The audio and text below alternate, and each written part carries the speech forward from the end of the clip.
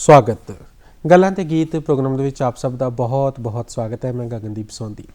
ਦੋਸਤੋ, ਜਿਵੇਂ ਕਿ ਤੁਸੀਂ ਜਾਣਦੇ ਹੋ ਕਿ ਆਜ਼ਾਦੀ ਦੇ ਅੰਮ੍ਰਿਤ ਮਹੋਤਸਵ ਦੇ ਵਿੱਚ ਅੱਜ ਅਸੀਂ 104 ਦਿਨ ਦੇ ਵਿੱਚ ਪ੍ਰਵੇਸ਼ ਕਰ ਚੁੱਕੇ ਹਾਂ ਔਰ ਇੱਕ ਦੇਸ਼ ਭਗਤੀ ਦਾ ਜਜ਼ਬਾ ਸਾਡੇ ਦਿਲ ਦੇ ਵਿੱਚ ਜਦੋਂ ਹੋਵੇ ਤਾਂ ਫਿਰ ਮਾਣਯੋਗ ਸਤਿਕਾਰਯੋਗ ਸ਼ਖਸੀਅਤਾਂ ਦੇ ਨਾਲ ਅਸੀਂ ਵਾਬਸਤਾ ਹੁੰਦੇ ਹਾਂ। ਉਹਨਾਂ ਦੇ ਵਿਚਾਰ ਜਿਹੜੇ ਨੇ ਉਹ ਆਪਣੇ ਅੰਦਰ ਸਮਾਉਣ ਦੀ ਕੋਸ਼ਿਸ਼ ਕਰਦੇ ਹਾਂ।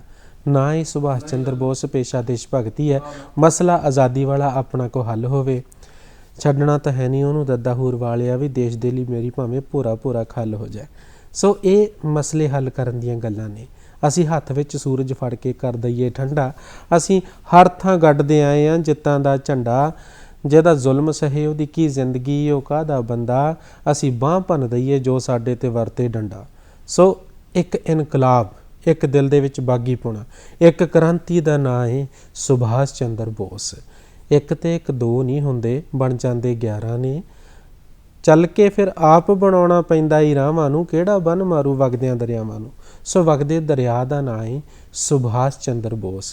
हत्थ विच सूरज फड़ के ठंडा करन दा जदों मन विच ख्याल आ जाए फिर साडे मन दे विच उही ख्याल आउंदा सुभाष चंद्र बोस दा। जदों दरियावां नूं कुज्जे विच बंद करन दी गल तुरदी है फिर सानूं चेता आउंदा है सुभाष चंद्र बोस दा।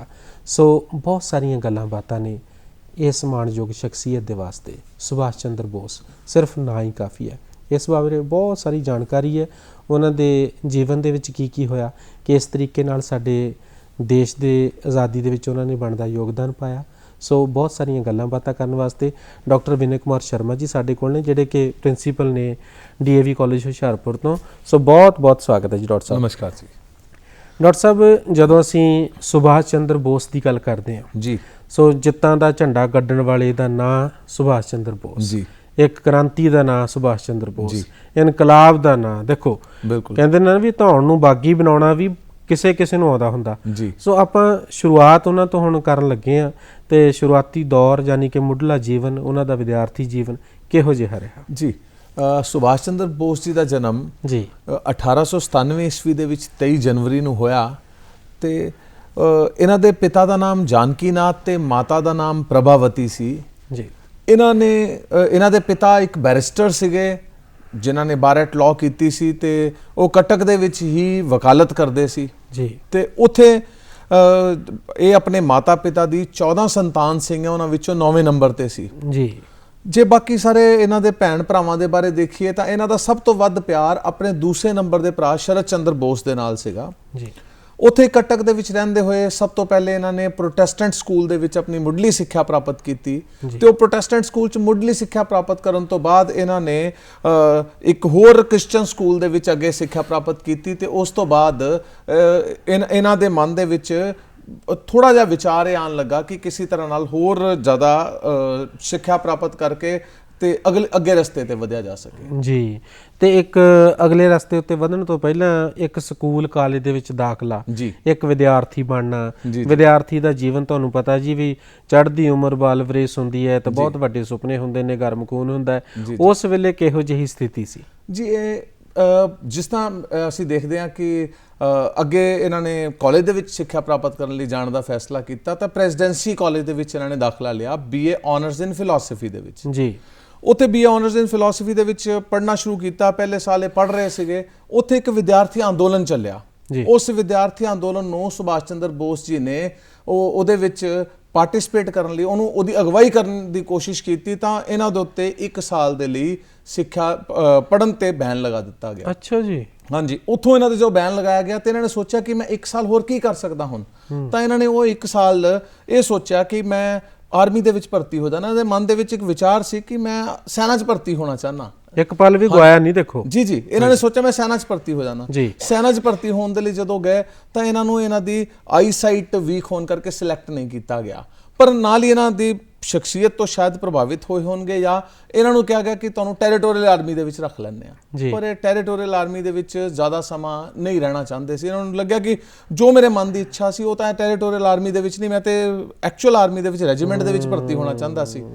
ਜਿਸ ਕਰਕੇ ਫਿਰ ਸੁਭਾਸ਼ ਚੰਦਰ ਬੋਸ ਜੀ ਨੇ ਇਸ ਟੈਰੀਟੋਰੀਅਲ ਆਰਮੀ ਨੂੰ ਛੱਡ ਕੇ ਇਹਨਾਂ ਨੇ ਦੁਬਾਰਾ ਸੋਚਿਆ ਕਿ ਕਿਉਂ ਨਾ ਮੈਂ ਫਿਰ ਤੋਂ ਸਿੱਖਿਆ ਹੀ ਪ੍ਰਾਪਤ ਕਰਨ ਵੱਲ ਜਾਣਾ। ਤਾਂ ਫਿਰ ਕਿਉਂਕਿ 1 ਸਾਲ ਦਾ ਗੈਪ ਵੀ ਪੂਰਾ ਹੋ ਗਿਆ ਸੀ ਜਿਹੜਾ ਇਹਨਾਂ ਤੇ ਪਾਬੰਦੀ ਲਗਾਈ ਗਈ ਸੀ। ਫਿਰ ਇਹਨਾਂ ਨੇ ਬਾਅਦ ਦੇ ਵਿੱਚੋਂ ਦੁਬਾਰਾ ਤੋਂ ਕਾਲਜ ਦੇ ਵਿੱਚ ਦਾਖਲਾ ਲਿਆ। ਪਰ ਤੁਸੀਂ ਇਹ ਦੇਖੋ ਕਿ ਸਿੱਖਿਆ ਵਿੱਚੋਂ ਸਮਾਂ ਛੁੱਟ ਵੀ ਗਿਆ, ਬਾਅਦ ਦੇ ਵਿੱਚੋਂ ਇਹ ਆਰਮੀ ਦੇ ਵਿੱਚ ਭਰਤੀ ਹੋਣ ਲਈ ਵੀ ਗਏ, ਪਰ ਫਿਰ ਵੀ ਪੜ੍ਹ ਕੇ ਉਹੀ ਜਿਹੜੀ BA ਆਨਰਸ ਇਨ ਫਿਲਾਸਫੀ ਕਰ ਰਹੇ ਸੀ, ਉਸ BA ਆਨਰਸ ਇਨ ਫਿਲਾਸਫੀ ਦੇ ਵਿੱਚ ਇਹਨਾਂ ਨੇ ਕਲਕੱਤਾ ਯੂਨੀਵਰਸਿਟੀ ਦੇ ਵਿੱਚ BA ਦੇ ਵਿੱਚੋਂ ਦੂਜਾ ਸਥਾਨ, ਯੂਨੀਵਰਸਿਟੀ ਦੇ ਵਿੱਚ ਉਸ ਵੇਲੇ ਯੂਨੀਵਰਸਿਟੀ ਦਾ ਦਾਇਰਾ ਦੇਖੋ ਲਗਭਗ ਬੰਗਾਲ ਤੋਂ ਜੇ ਚਲੀਏ ਪੂਰਾ ਉੱਤਰੀ ਭਾਰਤ ਇਸ ਕਲਕੱਤਾ ਯੂਨੀਵਰਸਿਟੀ ਨਾਲ ਐਫੀਲੀਏਟਡ ਸੀਗਾ, ਦੂਸਰਾ ਸਥਾਨ ਪ੍ਰਾਪਤ ਕੀਤਾ।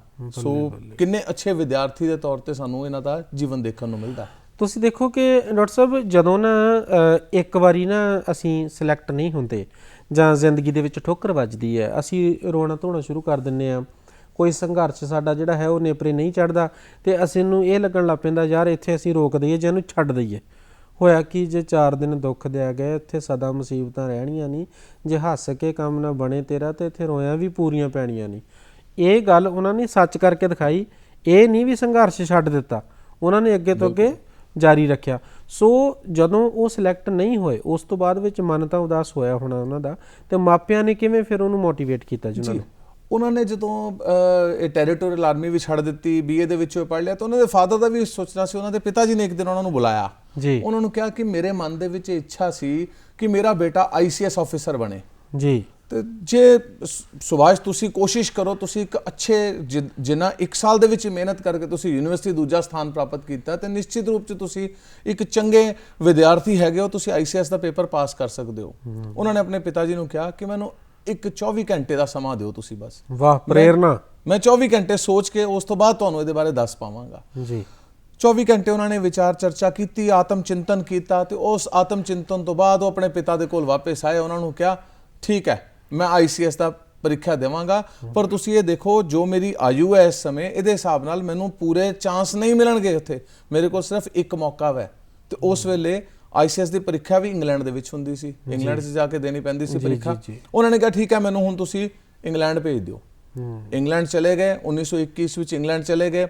ਉੱਥੇ ਜਾ ਕੇ ਦੇਖੋ ਕਿਸ ਪੱਧਰ ਤੇ ਜਾ ਕੇ, ਕਿਸ ਲੈਵਲ ਤੇ ਜਾ ਕੇ ਕਿੰਨੀ ਜ਼ਿਆਦਾ ਮਿਹਨਤ ਕੀਤੀ ਹੋਏਗੀ ਉਹਨਾਂ ਨੇ, ਕਿ ਉਹ ਇਕਲੌਤਾ ਚਾਂਸ ਸੀ ਉਹਨਾਂ ਕੋਲੋਂ, ਤੇ ਉਸ ਚਾਂਸ ਦੇ ਵਿੱਚ ਉਹਨਾਂ ਨੇ ICS ਦੀ ਪ੍ਰੀਖਿਆ ਪਾਸ ਵੀ ਕਰ ਲਈ। ਵਾਹ ਵਾਹ ਵਾਹ। ਜਿਹੜੀ ਕਈ ਵਾਰੀ ਅਸੀਂ ਦੇਖਦੇ ਹਾਂ ਇੱਥੋਂ ਬੰਗਾਲ ਦੇ ਕਈ ਹੋਰ ਸਾਡੇ ਕੋਲ ਉਦਾਹਰਨਾਂ ਮਿਲਦੀਆਂ, ਬੰਗਾਲ ਦੇ ਕਈ ਪਰਿਵਾਰਾਂ ਦੇ ਵਿੱਚੋਂ ਕਈ ਰਾਇਲ ਫੈਮਿਲੀਜ਼ ਹੈ ਜਿਨ੍ਹਾਂ ਵਿੱਚੋਂ ਬੱਚੇ ਉੱਥੇ ਪੜ੍ਹਨ ਲਈ ਜਾਂਦੇ ਸੀ, ਪਰ ਉਹ ਆਪਣੇ ਸਾਰੇ ਚਾਂਸ ਕਰਨ ਤੋਂ ਬਾਅਦ ਵੀ ਪੂਰਾ ਨਹੀਂ ਕਰ ਪਾਉਂਦੇ ਸੀ, ਤੇ ਸੁਭਾਸ਼ ਜੀ ਨੇ ਸਿਰਫ ਇੱਕ ਚਾਂਸ ਦੇ ਵਿੱਚ ਹੀ ਉਸ ਪ੍ਰੀਖਿਆ ਨੂੰ ਪਾਸ ਕਰ ਲਿਆ। ਕਮਾਲ ਹੈ ਜੀ। ਇਹ ਇੱਥੇ ਪਤਾ ਲੱਗਦਾ ਵੀ ਜੇ ਸੁਪਨੇ ਹੋਣ ਤਾਂ ਉਹ ਸੌਣ ਨਹੀਂ ਦਿੰਦੇ ਹੁੰਦੇ ਜੀ। ਬਿਲਕੁਲ ਹੈ ਨਾ ਜੀ, ਦਿਨ ਰਾਤ ਇੱਕ ਕਰਕੇ ਪ੍ਰੀਖਿਆ ਨੂੰ ਪਾਸ ਕੀਤਾ।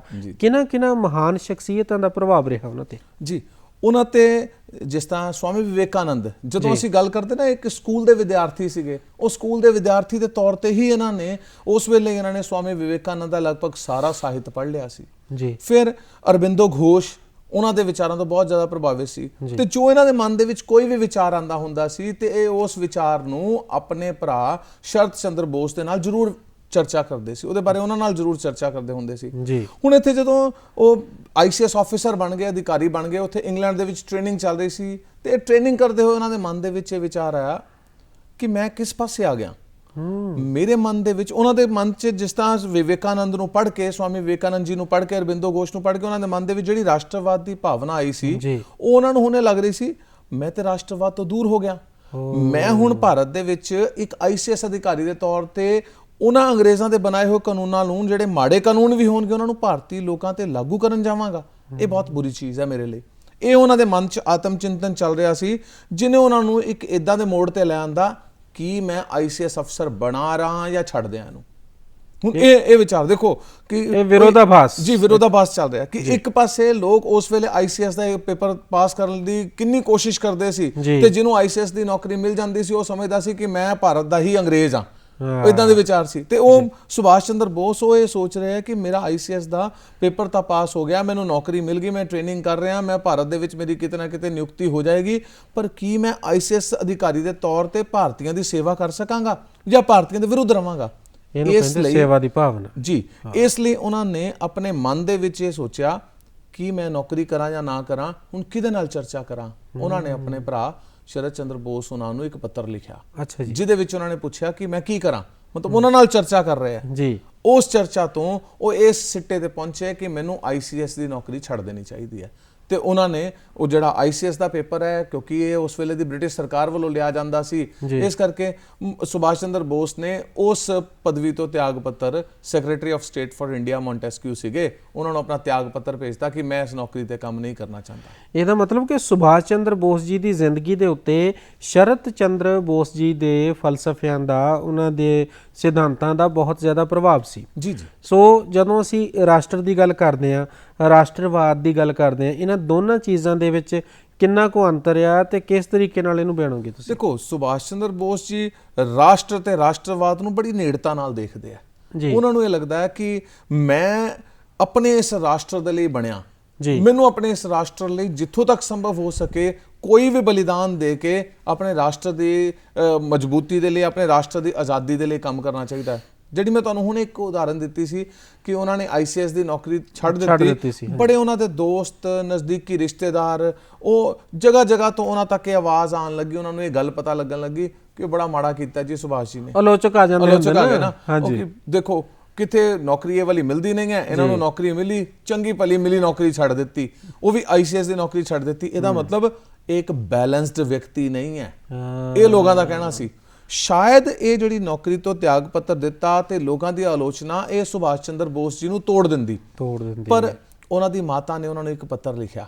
ਅੱਛਾ ਜੀ। ਮਾਤਾ ਪਦਮਾਵਤੀ ਸੀ ਉਹਨਾਂ ਦੀ ਮਦਰ ਦਾ ਨਾਮ। ਉਹਨਾਂ ਨੇ ਇੱਕ ਲੈਟਰ ਲਿਖਿਆ ਆਪਣੇ ਬੇਟੇ ਨੂੰ ਤੇ ਉਹਦੇ ਵਿੱਚ ਉਹਨਾਂ ਨੇ ਕਿਹਾ ਕਿ ਤੁਹਾਡੇ ਇਸ ਫੈਸਲੇ ਤੇ ਮੈਂ ਪੂਰੀ ਤਰ੍ਹਾਂ ਤੁਹਾਡੇ ਨਾਲ ਹਾਂ। ਇਹ ਸੁਭਾਸ਼ ਚੰਦਰ ਬੋਸ ਜੀ ਕਈ ਵਾਰੀ ਮੈਂਸ਼ਨ ਕਰਦੇ ਇਸ ਚੀਜ਼ ਨੂੰ ਕਿ ਜੇ ਉਸ ਵੇਲੇ ਮੇਰੀ ਮਾਤਾ ਜੀ ਮੈਨੂੰ ਨਾ ਸੰਭਾਲਦੇ ਇਸ ਗੱਲ ਤੋਂ, ਤਾਂ ਸ਼ਾਇਦ ਮੈਂ ਲੋਕਾਂ ਦੇ ਇਹਨਾਂ ਵਿਚਾਰਾਂ ਦੇ ਪ੍ਰਭਾਵ ਦੇ ਵਿੱਚ ਆ ਕੇ ਸ਼ਾਇਦ ਮੈਂ ਵੀ ਇਹ ਕਰ ਦਿੰਦਾ ਕਿ ਇਹ ਠੀਕ ਨਹੀਂ ਮੈਂ ਕੀਤਾ ਸ਼ਾਇਦ ਫੈਸਲਾ। ਪਰ ਮੇਰੀ ਮਾਤਾ ਦੇ ਉਸ ਪੱਤਰ ਨੇ ਮੈਨੂੰ ਇਹ ਸਮਝਾ ਦਿੱਤਾ ਕਿ ਮੇਰਾ ਫੈਸਲਾ ਉਚਿਤ ਹੈ।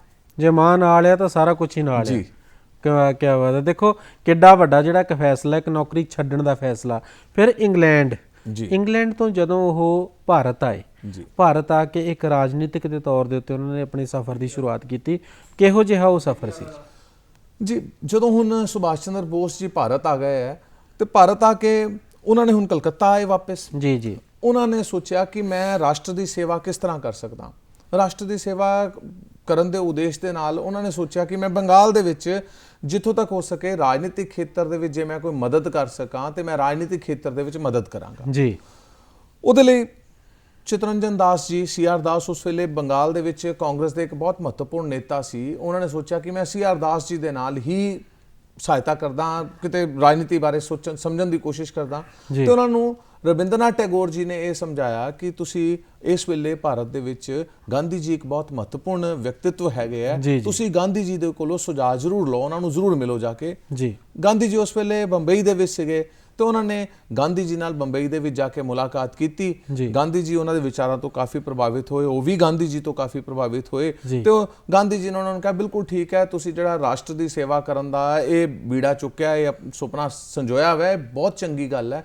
ਤੁਸੀਂ ਨਿਸ਼ਚਿਤ ਰੂਪ ਦੇ ਵਿੱਚ ਬੰਗਾਲ ਦੇ ਵਿੱਚ ਜਾ ਕੇ ਹੁਣ ਰਾਜਨੀਤਿਕ ਖੇਤਰ ਦੇ ਵਿੱਚ ਅੰਗਰੇਜ਼ਾਂ ਦਾ ਵਿਰੋਧ ਕਰਦੇ ਹੋਏ ਭਾਰਤ ਦੀ ਸੁਤੰਤਰਤਾ ਅੰਦੋਲਨ ਦੇ ਵਿੱਚ ਸੇਵਾ ਕਰੋ। ਤੇ ਉੱਥੇ ਫਿਰ ਹੁਣ ਸੁਭਾਸ਼ ਜੀ ਵਾਪਸ ਕਲਕੱਤਾ ਆ ਗਏ ਤੇ ਉਹਨਾਂ ਨੇ CR ਦਾਸ, ਚਿਤਰੰਜਨ ਦਾਸ ਜੀ ਦੇ ਨਾਲ ਮਿਲ ਕੇ ਰਾਜਨੀਤਿਕ ਖੇਤਰ ਦੇ ਵਿੱਚ ਗਤੀਵਿਧੀਆਂ ਸ਼ੁਰੂ ਕੀਤੀਆਂ, ਕਿਉਂਕਿ ਇਸ ਸਮੇਂ ਭਾਰਤ ਛੱਡੋ ਅੰਦੋਲਨ ਚੱਲ ਰਿਹਾ ਸੀ ਜੀ। ਜਦੋਂ ਨਾ ਅਸੀਂ ਡਾਕਟਰ ਸਾਹਿਬ ਅਸਹਿਯੋਗ ਅੰਦੋਲਨ ਨੂੰ ਵੀ ਨਾਲ ਜੋੜ ਲਈਏ ਇਹਦੇ ਤੇ CR ਦਾਸ ਜੀ ਦਾ ਪ੍ਰਭਾਵ ਤਾਂ ਸੀਗਾ ਹੀ। ਬੰਗਾਲ ਦੇ ਵਿੱਚ ਅਸਹਿਯੋਗ ਅੰਦੋਲਨ ਜੋ ਸੀ ਉਹਦੇ ਨਾਲ ਇਹਨਾਂ ਨੇ ਜੁੜ ਕੇ ਬਹੁਤ ਵੱਡਾ ਇੱਕ ਜਿਹੜਾ ਹੈਗਾ ਮੁਕਾਮ ਹਾਸਲ ਕੀਤਾ ਔਰ ਬਣਦਾ ਜਿਹੜਾ ਯੋਗਦਾਨ ਸੀ ਉਹ ਵੀ ਪਾਇਆ। ਉਸ ਯੋਗਦਾਨ ਦੇ ਬਾਰੇ ਜ਼ਰੂਰ ਦੱਸੋ ਜੀ। ਜਿਹੜਾ ਅਸਹਿਯੋਗ ਅੰਦੋਲਨ ਹੈ ਇਹ ਚੱਲ ਰਿਹਾ ਸੀ ਉਸ ਵੇਲੇ ਤੇ ਇਸ ਅਸਹਿਯੋਗ ਅੰਦੋਲਨ ਦੇ ਵਿੱਚ ਜਿਹੜਾ 1920 ਤੋਂ 1922 ਤੱਕ ਚੱਲਿਆ, ਇਸ ਅੰਦੋਲਨ ਦੇ ਵਿੱਚ CR ਦਾਸ ਜੀ ਬੰਗਾਲ ਦੇ ਵਿੱਚ ਅਗਵਾਈ ਕਰ ਰਹੇ ਸੀ ਇਸ ਅੰਦੋਲਨ ਦੀ। ਪਰ ਇੱਥੇ ਛੋਟਾ ਜਿਹਾ ਇੱਕ ਵਿਚਾਰ ਸੀ ਉਹਨਾਂ ਦਾ, CR ਦਾਸ ਜੀ ਦਾ, ਕਿ ਸਾਨੂੰ ਰਾਜਨੀਤਿਕ ਖੇਤਰ ਦੇ ਵਿੱਚ ਸੱਤਾ ਨੂੰ ਆਪਣੇ ਕੰਟਰੋਲ ਦੇ ਵਿੱਚ ਲੈ ਕੇ ਅੰਗਰੇਜ਼ਾਂ ਨੂੰ ਮਜਬੂਰ ਕਰਨਾ ਚਾਹੀਦਾ ਹੈ ਕਿ ਉਹ ਕਾਨੂੰਨ ਬਦਲਣ ਜੀ।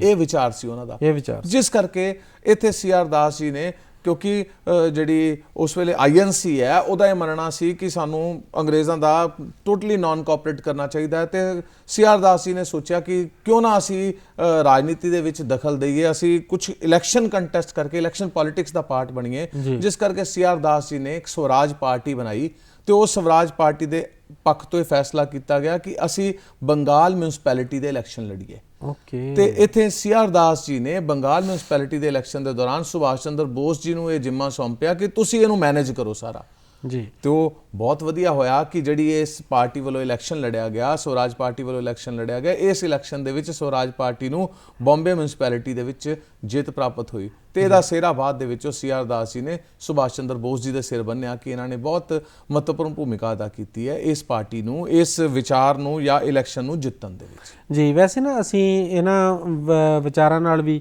ਕਦੇ-ਕਦੇ ਸਹਿਮਤ ਹੁੰਨੇ ਆ ਕਿ ਚੀਰ ਦਿੰਦੇ ਆ ਪਹਾੜ ਹੁੰਦਾ ਜਿਨ੍ਹਾਂ ਨੂੰ ਜਨੂਨ, ਰਹਿ ਕੇ ਮੰਜ਼ਿਲਾਂ ਤੋਂ ਦੂਰ ਕਿੱਥੇ ਮਿਲਦਾ ਸਕੂਨ, ਹਾਰਦੇ ਨਹੀਂ ਹੁੰਦੇ ਕਦੇ ਮਰਦ ਦੇ ਹੌਸਲੇ ਬਣਾ ਕੇ ਤੁਸੀਂ ਬੰਬ ਰੱਖਿਓ, ਅਸੀਂ ਜਿੱਤਾਂਗੇ ਜ਼ਰੂਰ, ਜਾਰੀ ਜੰਗ ਰੱਖਿਓ। ਜੰਗ ਉਹਨਾਂ ਨੇ ਜਾਰੀ ਰੱਖੀ। 1928 ਦੀ ਗੱਲ ਅਸੀਂ ਕਰਦੇ ਹਾਂ, ਸਾਈਮਨ ਕਮਿਸ਼ਨ ਭਾਰਤ ਆਇਆ ਜੀ, ਲਾਲਾ ਲਾਜਪਤ ਰਾਏ ਜੀ ਦੀ ਗੱਲ ਅਸੀਂ ਕਰਦੇ ਹਾਂ। ਦੇਖੋ ਸਿਰ ਦੇ ਉੱਤੇ ਲਾਠੀਆਂ ਔਰ ਖੂਨ ਜਿਹੜਾ ਵਹਿ ਰਿਹਾ ਉਸ ਵੇਲੇ, ਉਹ ਬਿਆਨ ਕਰਨਾ ਵੀ ਜਿਹੜਾ ਹੈਗਾ ਕਿਤੇ ਨਾ ਕਿਤੇ ਸਾਡੇ ਰੌਂਗਟੇ ਖੜੇ ਕਰ ਦਿੰਦਾ। ਸੋ ਉਹਨਾਂ ਨੇ ਵੀ ਆਪਣਾ ਯੋਗਦਾਨ ਪਾਇਆ। ਉਸ ਵੇਲੇ ਮਤਭੇਦ ਵੀ ਪੈਦਾ ਹੋਏ, ਸੁਭਾਸ਼ ਚੰਦਰ ਬੋਸ ਜੀ ਜਿਹੜੇ ਸੀ ਉਹਨਾਂ ਦੇ ਨਾਲ ਵੀ। ਸੋ ਕਿਸ ਤਰੀਕੇ ਦਾ ਉਸ ਤਰ੍ਹਾਂ ਉਹ ਜਿਹੜਾ ਚਿੱਤਰਣ ਹੈਗਾ ਉਹ ਸਾਡੀਆਂ ਅੱਖਾਂ ਦੇ ਸਾਹਮਣੇ ਥੋੜਾ ਜਿਹਾ ਲਿਆਉਣ ਦੀ ਕੋਸ਼ਿਸ਼ ਕਰੋ ਔਰ ਉਸ ਗੱਲ ਨੂੰ ਅਸੀਂ ਮਹਿਸੂਸ ਵੀ ਕਰ ਰਹੇ ਹਾਂ। ਜੀ ਬਿਲਕੁਲ ਜੀ, ਔਰ ਸਾਡੇ ਦਰਸ਼ਕ ਵੀ ਮਹਿਸੂਸ ਕਰ ਰਹੇ ਹੋਣਗੇ। 1928 ਦੇ ਵਿੱਚ ਸਾਈਮਨ ਕਮਿਸ਼ਨ ਭਾਰਤ ਆਂਦਾ ਜੀ ਤੇ ਇਸ ਸਾਈਮਨ ਕਮਿਸ਼ਨ ਦੇ ਭਾਰਤ ਆਉਣ ਦੇ ਸਮੇਂ ਉਸ ਵੇਲੇ 1928 ਦਾ ਜਿਹੜਾ ਸੈਸ਼ਨ ਹੈ INC ਦਾ ਐਨੂਅਲ ਸੈਸ਼ਨ ਹੁੰਦਾ ਸੀ, ਸਾਲਾਨਾ ਸਮਾਗਮ ਹੁੰਦਾ ਸੀ, ਉਹ ਕਲਕੱਤਾ ਦੇ ਵਿੱਚ ਹੋਇਆ ਜੀ।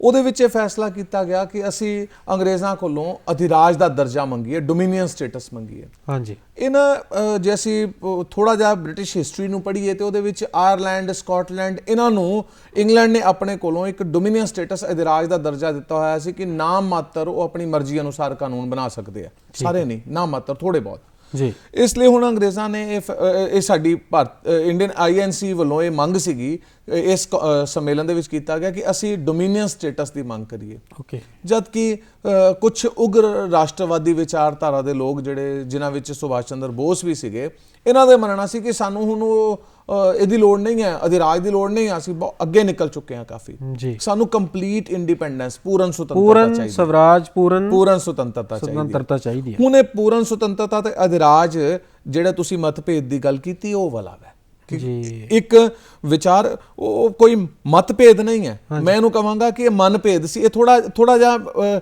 ਜਿਹੜਾ ਵਿਚਾਰਕ ਮਤਭੇਦ ਸੀਗਾ, ਅਸਲ ਦੇ ਵਿੱਚ ਕੋਈ INC 'ਚ ਕੋਈ ਮਤਭੇਦ ਨਹੀਂ ਸੀ। ਇੱਕ ਵਰਗ ਇਹ ਚਾਹ ਰਿਹਾ, ਜਿਹੜਾ ਨੌਜਵਾਨ ਵਰਗ ਹੈ ਉਹ ਚਾਹ ਰਿਹਾ ਕਿ ਪੂਰਨ ਸੁਤੰਤਰਤਾ ਮਿਲ ਜਾਵੇ। ਜਿਹੜੇ ਸੀਜ਼ਨਡ ਲੀਡਰਸ ਹੈ ਉਹਨਾਂ ਦਾ ਇਹ ਕਹਿਣਾ ਕਿ ਪਹਿਲੇ ਅਧਿਰਾਜ ਲੈ ਕੇ ਅਧਿਰਾਜ ਦੇ ਵਿੱਚ ਇਦਾਂ ਦਾ ਮਾਹੌਲ ਤਿਆਰ ਕਰਾਂਗੇ ਕਿ ਪੂਰਨ ਸੁਤੰਤਰਤਾ ਆਪਣੇ ਆਪ ਸਾਡੇ ਕੋਲ ਆ ਜਾਏਗੀ। ਸੋ ਇਹ ਕੋਸ਼ਿਸ਼ ਕੀਤੀ ਜਾਣ ਲੱਗੀ 1928 ਈਸਵੀ ਦੇ ਵਿੱਚ ਜੀ। ਤੇ ਜਦੋਂ ਅਸੀਂ ਉਹਨਾਂ ਦੀ ਜੇਲ੍ਹ ਯਾਤਰਾ ਦੀ ਗੱਲ ਕਰਦੇ ਆ, ਉਹਨਾਂ ਨੂੰ ਜੇਲ੍ਹ ਵੀ ਜਾਣਾ ਪਿਆ, ਸੋ ਉਸ ਤੋਂ ਬਾਅਦ ਵਿੱਚ ਕੀ ਉਹਨਾਂ ਦੇ ਰੁਤਬੇ ਦੇ ਵਿੱਚ ਕੋਈ ਘਾਟਾ ਪਿਆ ਜਾਂ ਫਿਰ ਉਹਨਾਂ ਨੂੰ ਹੋਰ ਜ਼ਿਆਦਾ ਪ੍ਰਸਿੱਧੀ ਮਿਲੀ? ਨਹੀਂ, ਸੁਭਾਸ਼ ਚੰਦਰ ਬੋਸ ਜੀ ਆਪਣੇ ਜੇ ਉਹਨਾਂ ਦੇ ਜੀਵਨ ਕਾਲ 'ਚ ਦੇਖੀਏ ਤਾਂ ਸੁਭਾਸ਼ ਚੰਦਰ ਬੋਸ ਜੀ ਲਗਭਗ 11 ਵਾਰੀ ਜੇਲ੍ਹ ਯਾਤਰਾ ਤੇ ਗਏ। ਦੇਖੋ ਔਰ ਦੇਖੋ, ਔਰ ਜ਼ਿਆਦਾਤਰ ਉਹਨਾਂ ਨੂੰ ਲੰਬੇ ਸਮੇਂ ਲਈ ਜੇਲ੍ਹ ਯਾਤਰਾ ਦੇ ਵਿੱਚ ਰੱਖਿਆ, ਜੇਲ੍ਹ ਦੇ ਵਿੱਚ ਕੈਦੀ ਦੇ ਤੌਰ ਤੇ ਰੱਖਿਆ ਗਿਆ। ਔਰ ਇਸ ਤਰ੍ਹਾਂ ਦੇ ਉਹਨਾਂ ਦੇ ਉੱਤੇ ਛੋਟੇ-ਛੋਟੇ ਕੋਈ ਇਲਜ਼ਾਮ ਲਗਾ ਕੇ ਉਹਨਾਂ ਨੂੰ ਦੂਰ ਰੱਖਣਾ, ਉਹਨਾਂ ਦੀ ਖਬਰ ਬਾਹਰ ਨਾ ਆਉਣ ਦੇਣਾ, ਅੰਗਰੇਜ਼ਾਂ ਦੀ ਕਿੱਦਾਂ ਦੀ ਕੋਸ਼ਿਸ਼ ਰਹੀ। ਤੇ ਕਈ ਵਾਰੀ ਇਸ ਤਰ੍ਹਾਂ ਹੋਇਆ ਕਿ ਜੇਲ੍ਹ ਯਾਤਰਾ ਦੇ ਸਮੇਂ ਦੇ ਵਿੱਚ ਸੁਭਾਸ਼ ਚੰਦਰ ਬੋਸ ਦੀ ਤਬੀਅਤ ਕਾਫੀ ਖਰਾਬ ਹੋ ਗਈ। ਜਦੋਂ ਵੀ ਉਹਨਾਂ ਨੂੰ ਰਿਹਾ ਕੀਤਾ ਗਿਆ, ਜਦੋਂ ਤਬੀਅਤ ਜ਼ਿਆਦਾ ਖਰਾਬ ਹੋਈ ਉਦੋਂ ਹੀ ਉਹਨਾਂ ਨੂੰ ਰਿਹਾ ਕੀਤਾ ਗਿਆ। ਉਹ ਵੀ ਇਹ ਕਹਿੰਦੇ ਹੋਏ ਕਿ ਜੇ ਇਸ ਵੇਲੇ ਰਿਹਾ ਨਾ ਕੀਤਾ, ਜੇ ਇਹਨਾਂ ਨੂੰ ਜੇਲ੍ਹ ਦੇ ਅੰਦਰ ਹੀ ਕੋਈ ਮੁਸ਼ਕਿਲ ਹੋ ਗਈ ਤੇ ਸਾਡੇ ਕੋਲ ਜਵਾਬ ਦੇਣਾ ਬੜਾ ਔਖਾ ਹੋ ਜਾਏ, ਬਹੁਤ ਔਖਾ ਹੋ ਜਾਏ, ਇਸ ਲਈ ਉਹਨਾਂ ਨੂੰ ਰਿਹਾ ਕੀਤਾ ਗਿਆ। ਸੋ ਇਸ ਜੇਲ੍ਹ ਯਾਤਰਾ ਨੇ ਸੁਭਾਸ਼ ਚੰਦਰ ਬੋਸ ਦੀ ਵਿਚਾਰ ਜਿਹੜੇ ਉਹਨਾਂ ਵਰਗੇ ਨੌਜਵਾਨ ਲੋਕ ਸੀ ਉਹਨਾਂ ਦੇ ਮਨ ਦੇ ਵਿੱਚ ਹੋਰ ਪੱਕੇ ਕਰਤੇ ਕਿ ਇਹ ਬਹੁਤ ਵਧੀਆ ਵਿਚਾਰਧਾਰਾ ਦੇ ਵਿਅਕਤੀ ਹੈ ਜੀ। ਔਰ ਜਦੋਂ ਅਸੀਂ ਲਗਾਤਾਰ ਗ੍ਰਿਫਤਾਰੀਆਂ ਦੇ ਦੌਰ ਦੀ ਗੱਲ ਕਰਦੇ ਹਾਂ ਤੇ ਕਹਿੰਦੇ ਨੇ ਕਿ ਅਨੇਕਤਾ ਦੇ ਵਿੱਚ ਏਕਤਾ ਦੀ ਗੱਲ ਜ਼ਰੂਰ ਅਸੀਂ ਕਰਦੇ ਹਾਂ। ਵੱਖ-ਵੱਖ ਭਾਸ਼ਾਵਾਂ ਨੇ ਸਾਡੀਆਂ, ਵੱਖ-ਵੱਖ ਰੰਗ, ਜ਼ਾਤ, ਧਰਮ, ਨਸਲ, ਪਰ ਅਸੀਂ ਫੇਰ ਵੀ ਅਨੇਕਤਾ ਵਿੱਚ ਏਕਤਾ ਬਣਾਈ ਰੱਖਦੇ ਹਾਂ। ਔਰ ਇਹ ਜਿਹੜੀ ਅਨੇਕਤਾ ਵਿੱਚ ਏਕਤਾ ਇਹੀ ਸਾਨੂੰ ਅੱਗੇ ਲਿਜਾਣ ਦਾ ਜਾਂ ਜਾਣ ਦਾ ਇੱਕ ਜਿਹੜਾ ਬਲ ਬਖਸ਼ਦੀ ਹੈ, ਜਾਂ ਫਿਰ ਅਸੀਂ ਫੈਸਲਾ ਕਰਨ ਵਾਸਤੇ ਮਜਬੂਰ ਹੁੰਦੇ ਹਾਂ ਵੀ ਅਸੀਂ ਏਕੇ ਦੇ ਵਿੱਚ ਰਹੀਏ। ਸੋ ਮੈਨੂੰ ਲੱਗਦਾ ਵੀ ਹੁਣ ਆਪਾਂ ਥੋੜ੍ਹਾ ਜਿਹਾ ਇਹਨਾਂ ਗੱਲਾਂ ਨੂੰ ਇੱਥੇ ਵਿਰਾਮ ਦੇ ਕੇ ਤੇ ਇੱਕ ਗੀਤ ਵੱਲ ਚੱਲ ਪਈਏ ਔਰ ਇਕੱਠੇ ਹੋ ਕੇ ਚੱਲੀਏ ਤੇ ਇਕੱਠੇ ਹੋ ਕੇ ਫਿਰ ਵਾਪਸ ਆਉਂਦੇ ਆ ਜੀ। ਇੱਕ ਗੀਤ ਸੁਣਦੇ ਆ ਫਿਰ ਵਾਪਸ ਆਉਂਦੇ ਆ।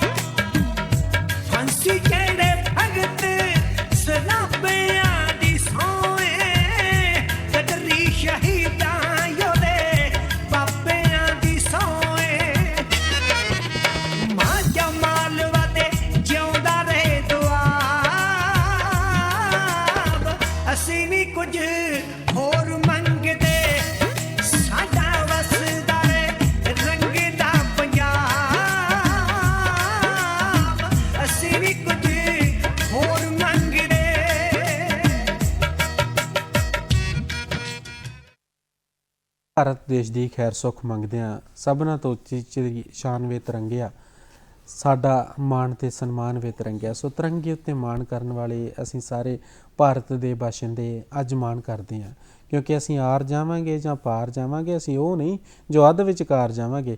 ਜਾਂ ਤਾਂ ਗੱਲ ਸੁਭਾਸ਼ ਚੰਦਰ ਬੋਸ ਜੀ ਨੇ ਆਰ ਦੀ ਕੀਤੀ ਹੈ ਜਾਂ ਫਿਰ ਪਾਰ ਦੀ ਕੀਤੀ ਹੈ। ਮਤਲਬ ਕਿ ਉਹਨਾਂ ਨੇ ਜਦੋਂ ਗੱਲਾਂ ਬਾਤਾਂ ਕੀਤੀਆਂ ਨੇ ਦੇਸ਼ ਭਗਤੀ ਦੀਆਂ, ਉਹਨਾਂ ਦੇ ਯੋਗਦਾਨ ਦੀ ਜਦੋਂ ਅਸੀਂ ਅੱਜ ਗੱਲ ਕਰਦੇ ਹਾਂ, ਸਾਡੇ ਦਿਲ ਦੇ ਵਿੱਚ ਉਹੋ ਜਿਹਾ ਜਿਹੜਾ ਇੱਕ ਮੁਜੱਸਮਾ ਪੈਦਾ ਹੋ ਜਾਂਦਾ ਜਿਹੜਾ ਕਿ ਸਾਨੂੰ ਨਾ ਦੇਸ਼ ਭਗਤੀ ਦੇ ਨਾਲ ਪੂਰੀ ਤਰ੍ਹਾਂ ਨਾਲ ਇੱਕ ਖੜਾ ਕਰ ਦਿੰਦਾ ਕਿ ਹਾਂ ਬਈ ਅਸੀਂ ਦੇਸ਼ ਭਗਤ ਹੈਗੇ ਹਾਂ ਅੱਜ ਦੇ ਸਮੇਂ ਦੇ ਵਿੱਚ। ਅੱਛਾ, ਜਦੋਂ ਅਸੀਂ 1931 ਤੋਂ 36 ਤੱਕ ਦੀ ਗੱਲ ਕਰਦੇ ਹਾਂ ਤੇ ਯੂਰਪ ਗਏ ਤੇ ਜਾਂਦੇ ਜਾਂਦੇ ਪਤਾ ਲੱਗਾ ਪਿਤਾ ਜੀ ਦਾ ਇਸ ਦੁਨੀਆ ਤੋਂ ਰੁਖਸਤ ਹੋ ਜਾਣਾ। ਸੋ ਬਹੁਤ ਇੱਕ ਉਸ ਵੇਲੇ ਸਮਾਂ ਇਹੋ ਜਿਹਾ ਹੁੰਦਾ ਆ ਜਿਸ ਵੇਲੇ ਬੰਦੇ ਦੇ ਕੋਲ ਨਾ ਐਡਾ ਵੱਡਾ ਜਿਗਰਾ ਨਹੀਂ ਹੁੰਦਾ ਕਿ ਉਹ ਜਰ ਸਕੇ, ਪਰ ਉਹ ਜਿਗਰਾ ਕਰਕੇ ਫਿਰ ਵਾਪਸ ਆਏ। ਵਾਪਸ ਆ ਕੇ ਉਹਨਾਂ ਨੇ ਜੋ ਮਤਲਬ ਰੀਤ ਸੀ, ਜੋ ਰਿਵਾਜ ਸੀ, ਉਹ ਪੂਰੇ ਕੀਤੇ। ਉਸ ਤੋਂ ਬਾਅਦ ਵਿੱਚ ਫਿਰ ਮਿਸ਼ਨ ਉੱਤੇ ਤੁਰ ਪਏ। ਸੋ ਕਿੱਦਾਂ ਦਾ ਉਹ ਮਾਹੌਲ ਹੋਏਗਾ ਨਾ, ਕਿੱਦਾਂ ਉਹਨੂੰ ਦੇਖਦੇ ਹੋ ਤੁਸੀਂ? ਜੀ, ਜਿਸ ਤਰ੍ਹਾਂ ਤੁਸੀਂ ਮੈਨੂੰ ਪਹਿਲੇ ਪੁੱਛਿਆ ਸੀ ਕਿ ਉਹਨਾਂ ਨੂੰ ਜੇਲ੍ਹ ਯਾਤਰਾ ਕਰਨੀ ਪਈ। ਹਾਂਜੀ, ਇਹ ਜਿਹੜਾ ਉਹਨਾਂ ਦਾ ਯੂਰਪ ਫੇਰੀ ਹੈ ਨਾ, ਇਹ ਉਸ ਜੇਲ੍ਹ ਯਾਤਰਾ ਦਾ ਹੀ ਇੱਕ ਹਿੱਸਾ ਹੈ ਕਿ ਜਦੋਂ ਉਹਨਾਂ ਨੂੰ ਜੇਲ੍ਹ 'ਚੋਂ ਰਿਹਾ ਕੀਤਾ ਗਿਆ, ਉਹਨਾਂ ਨੂੰ ਇਹ ਕਹਿ ਕੇ ਰਿਹਾ ਕੀਤਾ ਗਿਆ ਕਿ ਤੁਸੀਂ ਤਾਂ ਤੁਹਾਨੂੰ ਰਿਹਾਈ ਦਿੱਤੀ ਜਾਏਗੀ ਜੇ ਤੁਸੀਂ ਭਾਰਤ ਛੱਡ ਕੇ ਬਾਹਰ ਚਲੇ ਜਾਓਗੇ। ਅੱਛਾ ਜੀ। ਇਸ ਕਰਕੇ ਉਹਨਾਂ ਨੂੰ ਯੂਰਪ ਜਾਣਾ ਪਿਆ। ਹਾਂਜੀ, 1931 ਤੋਂ ਲੈ ਕੇ 1934 ਤੱਕ ਲਗਾਤਾਰ ਉਹ ਯੂਰਪ ਦੇ ਵਿੱਚ ਹੀ ਰਹੇ ਜੀ। ਇਸ ਸਮੇਂ ਦੌਰਾਨ ਉਹ ਯੂਰਪ ਦੇ ਕਈ ਮਹੱਤਵਪੂਰਨ ਨੇਤਾਵਾਂ ਨੂੰ ਮਿਲੇ। ਜਿਸ ਤਰ੍ਹਾਂ ਉਸ ਵੇਲੇ ਇਟਲੀ ਦੇ ਵਿੱਚ ਫਾਸੀਵਾਦੀ ਸਰਕਾਰ ਸੀ, ਮੁਸੋਲਿਨੀ ਚਾਂਸਲਰ ਸੀਗੇ ਉਸ ਵੇਲੇ ਇਟਲੀ ਦੇ ਵਿੱਚ।